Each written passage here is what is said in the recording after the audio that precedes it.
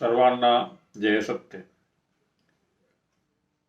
काही दिवसांपूर्वीच देशामध्ये ज्या 5 राज्यांच्या निवडणुका झाल्या आणि त्या निवडणुकांमध्ये भाजप या पक्षाला बहुमत मिळालं. 3 राज्यामध्ये त्यांचा विजय झाला आणि एका राज्यात काँग्रेस आणि एका राज्यामध्ये इंडिपेंडंट अशा लोकांची पक्षाची सत्ता आली. आता हे जे घडलेलं आहे पहिल्यांदाच झालं असं नाही आहे. कारण लोकांचे अंदाज, मीडियाचे अंदाज होते किंवा सोशल मीडियावर विशेषतः अंदाज असे होते की मध्य प्रदेश, राजस्थान, छत्तीसगड या ठिकाणी, विशेषतः मध्य प्रदेश आणि छत्तीसगडमध्ये काँग्रेसला यश मिळेल. परंतु झालं उलट. त्याला कारण काय आहे याच्यावर लोक चर्चा करतायत की असं का झालं. म्हणजे लोकांचे अंदाज, सोशल मीडियावरचे, युट्यूबवरचे, चॅनलवरचे अंदाज हे सगळे खोटे का ठरले. आणि एवढा राहुल गांधी यांचा प्रचार, त्यांच्या सभेला लाखोची गर्दी आणि भाजपच्या लोकांना एवढा प्रतिसाद नव्हता. परंतु निवडणुकीमध्ये मात्र भाजपला यश मिळालेलं आहे. आणि याची कारणं देताना काही लोक ईव्हीएमला जबाबदार धरतात. परंतु ईव्हीएम मुळेच भाजप निवडून येते असं म्हणणं मला तरी बरोबर वाटत नाही. कारण भाजप हा पक्ष जो आहे हा संघाच्या, RSSच्या आणि RSSचा जो परिवार आहे, ज्या अनेक संघटना आहेत, हे सर्व मिळून या देशावरची सत्ता काबीज करत आहेत असं मला दिसतंय.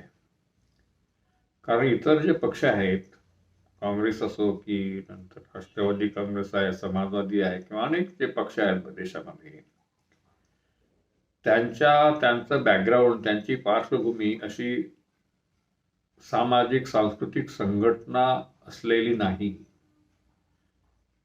काँग्रेस पक्षाजवळ देखील अशा प्रकारची संघटना, RSS ज्या प्रकारची संघटना आहे किंवा RSSचा जो व्याप आहे, आवाका आहे, तशा प्रकारची संघटना RSS जवळ जी आहे तशा प्रकारची संघटना तुम्हाला काँग्रेस जवळ दिसणार नाही. काँग्रेसला तसं बॅकिंग नाही. तीच गोष्ट तुम्हाला कम्युनिस्टांची दिसेल, तीच गोष्ट समाजवादी पक्षाची किंवा RJD या पक्षाची दिसेल किंवा महाराष्ट्रातल्या राष्ट्रवादी पक्षाची दिसेल. यांचं सामाजिक सांस्कृतिक योगदान किंवा सामाजिक संस्कृतीमध्ये यांची भूमिका किंवा यांचं कार्य जवळपास नगण्य आहे. कारण RSS ही लोकांच्या मनावर कशा प्रकारे ताबा घेते, लोकांची मनं कशी घडवते, यासाठी जी RSSची यंत्रणा आहे ती या पक्षाजवळ नाही आहे. आणि म्हणून त्यांचा संपर्क आहे, त्यांची मानसिकता घडवण्याची यंत्रणा जी आहे तशा प्रकारची यंत्रणा या पक्षांजवळ नाही. आणि म्हणून या पक्षांचं काम हे केवळ राजकीय निवडणुकीपुरतं आहे, राजकारणापुरतं आहे. बाकी भाषेच्या बाबतीत घ्या, संस्कृतीच्या बाबतीत घ्या, धर्माच्या बाबतीत घ्या, यांची भूमिका RSS पेक्षा फार वेगळी नाही. विरोधी पक्ष कसे असतात, सत्ताधारी पक्ष त्याची भूमिका आणि विरोधी पक्ष याची भूमिका ही नुसतं राजकारणापुरती विरोधी असते की सामाजिक सांस्कृतिक बाबतीत सुद्धा विरोधी असायला पाहिजे. आपण पाहतो या देशामध्ये जी मानसिकता घडवण्यात आलेली आहे ती लोकशाहीची नाही. याला अनेक कारण आहेत. मला असं वाटतं की आपण जसं या देशामध्ये राम आणि रावणाकडे ज्या पद्धतीनं पाहिलं जातं, राम आणि रावण हे एकमेकाचे शत्रू आहेत. 2 पक्ष नाही समजले जात. रावणच दुष्ट आहे, राक्षस आहे, आणि राम हा देव आहे. हे दोन पक्ष जर एकमेकाचे शत्रू असतील तर तिथे लोकशाही कशा प्रकारे राहील? विरोधी पक्ष आणि सत्ताधारी पक्ष यांच्या भूमिका समान असतील तर इथे विरोधी भूमिका असलेला पक्ष आहे का, असा प्रश्न पडतो. रामाच्या बाबतीत, राम मंदिरच्या बाबतीत काँग्रेसची आणि भाजपची भूमिका वेगळी आहे का?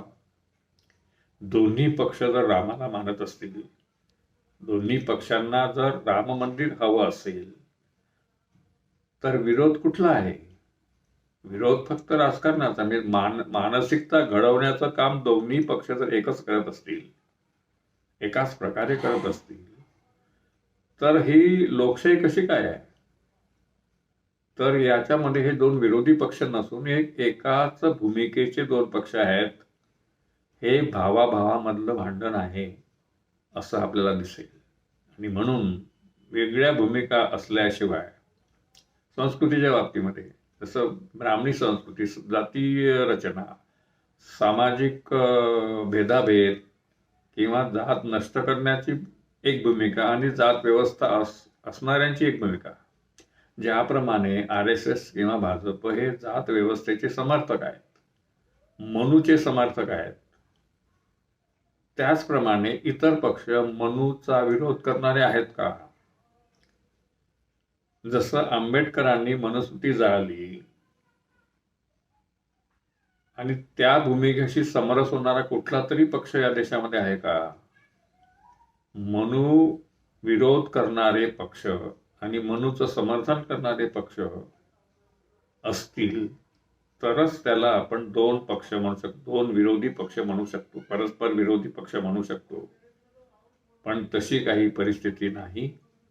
आणि म्हणून सामाजिक, सांस्कृतिक, भाषिक भूमिका जर एकच असेल तर हे राजकारण खऱ्या अर्थानं विरोधी पक्षाचं राजकारण होऊ शकत नाही, ते एकाच भूमिकेचं राजकारण होईल.